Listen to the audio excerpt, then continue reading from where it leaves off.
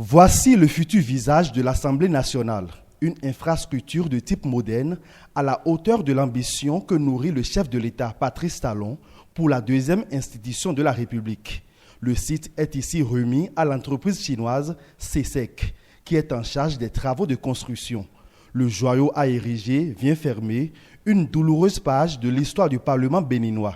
Le projet qui nous rassemble ce jour intervient après une étude commanditée par le gouvernement de la rupture sur le chantier de construction du nouveau siège abandonné au bord de la lagune de Porte-Novo, qui a révélé la dangerosité de l'érection d'un tel immeuble sur un sol marécageux et mouvant.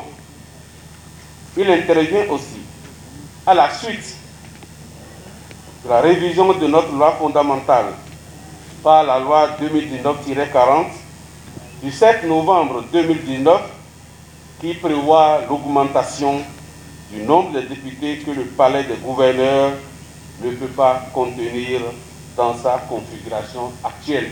Le nouveau siège de l'Assemblée nationale est à construire en 30 mois sur une superficie d'environ 9 hectares.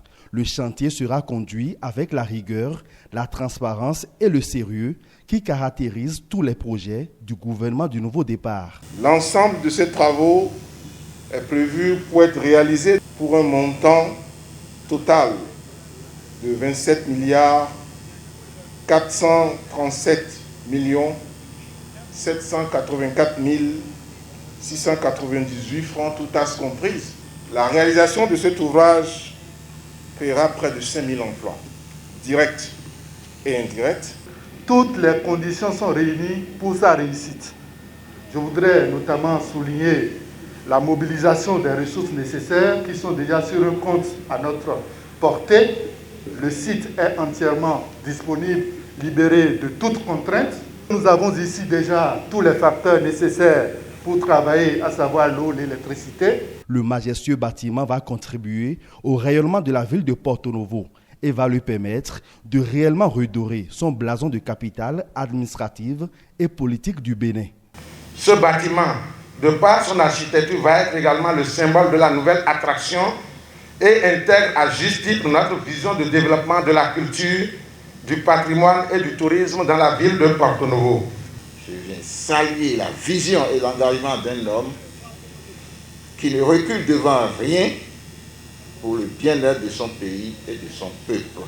Les parlementaires béninois sont désormais rassurés. Ils vont enfin pouvoir jouir du confort d'un cadre attractif et convivial pour légiférer et contrôler l'action gouvernementale.